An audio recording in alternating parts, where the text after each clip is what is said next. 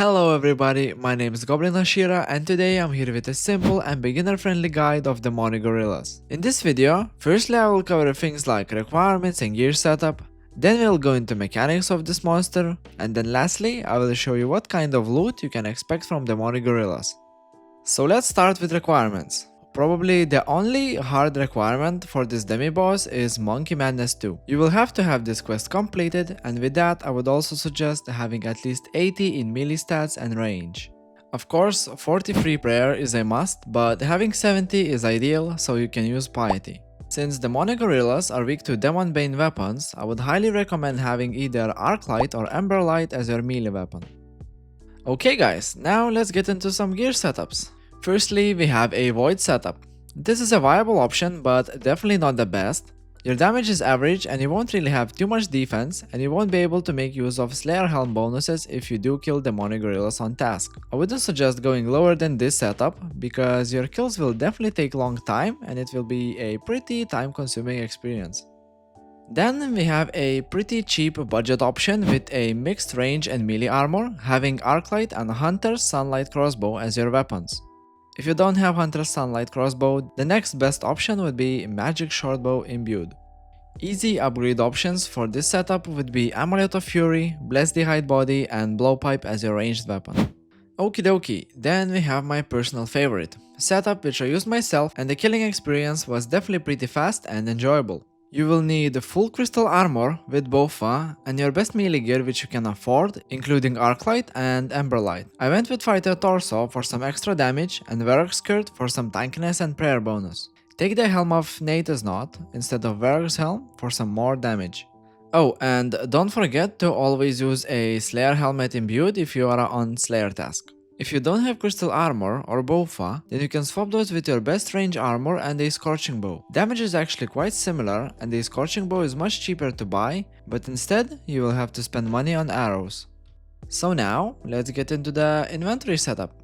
Of course, take your armor switches, but I would suggest to not take more than 4 switches because you will need to switch pretty often and it can be tiring in the long run. Take range, combat and prayer potions with your best sustainable food. Also, don't forget your Alk Runes, Spec Weapon and Royal Seed Pod for your transportation. Okay, so now this would be the part where I would talk about how to get to demonic gorillas, but it's super simple. Since you have the Monkey Madness 2 completed, you can just use the Royal Seed Pod, one-click teleport and run northwest from there. If you are enjoying the video, please like and subscribe and visit my channel for more RuneScape content. Now it's time to get into the probably most important part of the video, mechanics of demonic gorillas.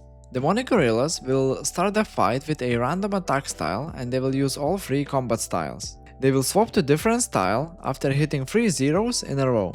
They also have a special boulder toss attack which they can use when they are attacking you with range or mage. If you get hit, you will take 33% of your HP as damage, so just move away from it and you will be more than fine. Please note that boulder attacks does not count towards their missed hits. There is one mechanic which can help you to predict the next attack style which demonic gorillas will use. When they attack you with range or mage, at the moment they switch the attack style, you will see a screaming chat message above their heads. At that moment, move away from them, and if it's moving towards you, then it obviously switched to melee, and if it doesn't move to you, then it switched to a different range style, mage or range. Demonic gorillas also have few simple defensive mechanics. I guess you noticed that these monsters are using protection prayers, and that's why you need to bring at least 2 different attack styles, best being melee and ranged. Demonic gorillas will swap these prayers every 70 damage they take. And that's pretty much it for the mechanics of this monster. Demonic gorillas definitely have a lot of drops and you can make a pretty decent amount of money from them.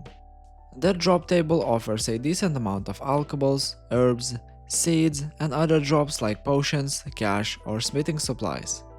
Obviously, the most important drops are its uniques, and demonic gorillas definitely have a lot of them. Of course, let's start with the most important and the most expensive one.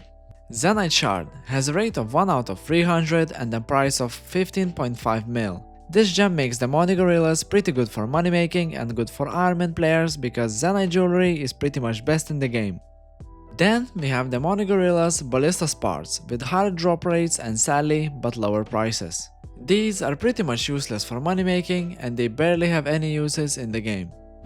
Okay, now let's check out my loot from my arm and grind for my first Zenyte shards. I killed 150 demonic gorillas and of course I got extremely spooned because I managed to get 2 Zenyte shards, ballista spring and a light frame. The whole loot was worth 31.5 mil, with Zenyte shards pretty much making 90% of that. As you can see guys, Zenyte shards and RNG are super important when killing demonic gorillas.